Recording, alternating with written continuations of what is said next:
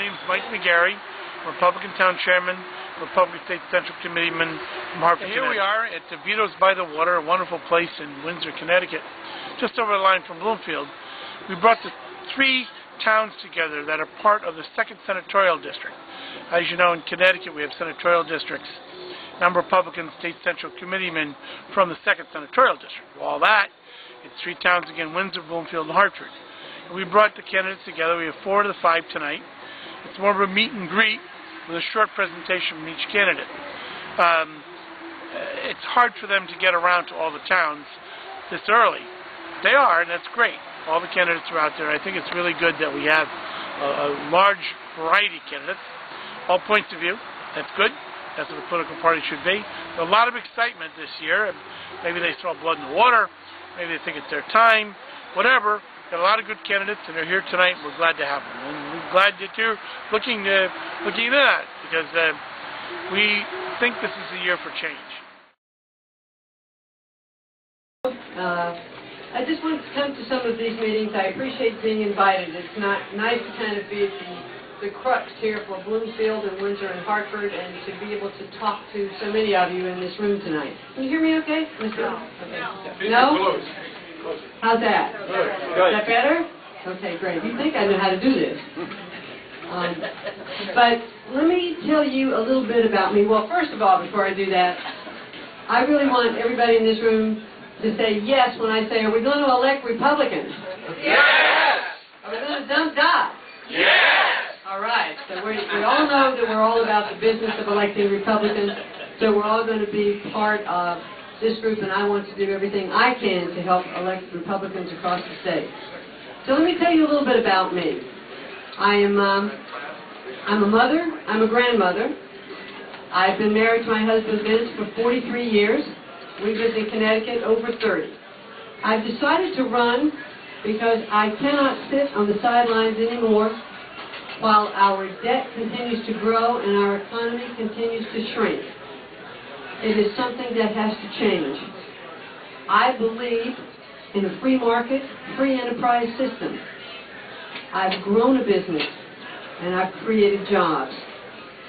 I believe in the Republican principles of fiscal conservatism and that smaller government is better government. One of the very first things I said as a candidate for the United States Senate is that if I have the great blessing and good fortune of being your next United States Senator, I am imposing a term limit on myself of 2 terms. I'm not accepting special interest money in this campaign, and I'm going to go down to Washington to fight for term limits, because it's time that Connecticut gets something it hasn't had in years, a United States Senator who's focused on doing the job for the people of Connecticut.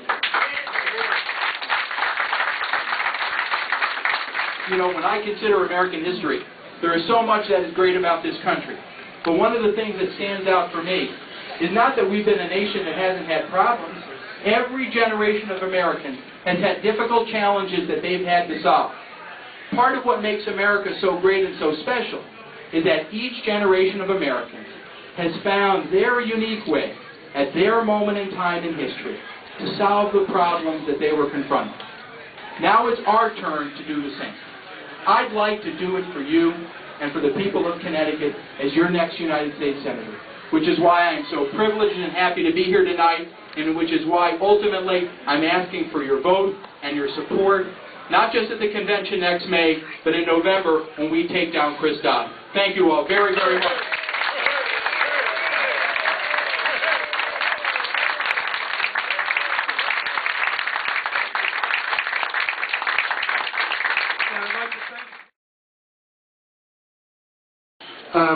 Rob Simmons, Congressman Simmons, glad to have you here. Thank you very much.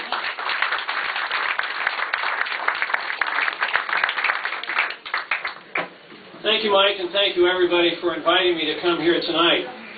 First and foremost, I want to convey a message to all of the municipal candidates. Would the municipal candidates please raise your hands?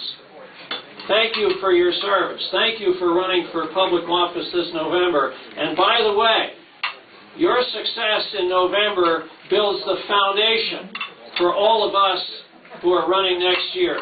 So go get them and do good. Go get them, do good. myself, my name is Rob Simmons, and I'm working hard to make sure that the next senator elected here in the state of Connecticut is a Republican.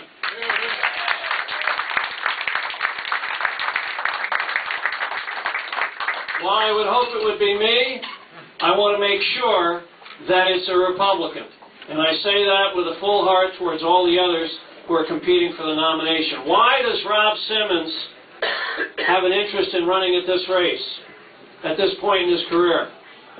Well, there are two reasons that come to mind. One is grandfather Simmons. My grandfather, son of an immigrant, raised in poverty in New York City, went to work as a young teenager, and at 18 joined his father in a family business. He never finished his education. He never completed high school. He certainly never went to college. But he had a dream. He had the dream that all Americans have of public service. And I believe that a public office is a public trust. A public office is a public trust. And I put it on the back of my card. Because you see, many years ago when I swore to uphold the Constitution and laws of the United States of America as a young lieutenant at Infantry OCS, Fort Benning, Georgia, they gave me an officer's guide, and in the officer's guide was the Code of Ethics for Government Life. And included in the Code of Ethics for Government Life was public office is a public trust. So for me as a young lieutenant, it wasn't about me, Rob Simmons, it wasn't about the gold braid, and it wasn't about the bars on my shoulder. It was about the soldiers that I led, the chain of command that I served, and the mission that we tried to perform. That's what the public office and the public trust was all about. And let me just pause for a moment and ask if there are any veterans in the crowd here tonight, any people who served in the mill. Please raise your hands. And thank you. Thank them for their service. Thank you for your service. And that's what motivates me. And that's what makes me go forward, because the senior senator for the state of Connecticut has vacated that public office and has vacated that public trust. When he took over the gavel of the Banking and Housing Committee in 2007, there were already concerns about the housing market and the financial services market. The storm clouds were looming. And did he attend a business in Washington, D.C.? Did he call for hearings? Did he investigate Fannie Mae and Freddie Mac? No. No, he moved to Iowa. He moved to Iowa. Put his child in school in Iowa. Moved his family to Iowa on a frivolous run for the presidency.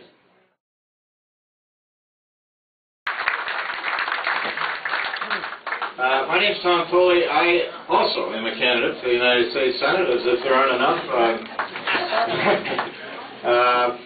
But I have some very good news for you. I think a very large storm is gathering for the Democrats in November 2010. Since I declared I was running for the Senate, I've been traveling all over this beautiful state. I've been to every corner. I've been to fairs. I've been to parades. I've been to a lot of RTC meetings like this one. And since June, I think that the mood has gone from being mildly annoyed to being angry, and that's creating energy. They're proud to be Republicans, and they think there's an opportunity coming up in November 2010. If we're lucky, thank God for the Tea Party people who raised awareness and made people in Washington Olympia. So I'm very happy to be here and talking to all of you. I want to wish you all the very, very best in your municipal elections. I've been going around trying to help out where I can, and it's very important that we win as many seats as we can in municipal elections, because having Republicans in the municipal offices helps us win statewide races too. So, the very best of luck to you. I'm going to, for those of you I haven't, many of you I can see here I've already come and seen, but for those of you I haven't, I look forward to coming and seeing you between now and May, and I look very forward to talking to you about the race and hope to get your support. Thank you very much.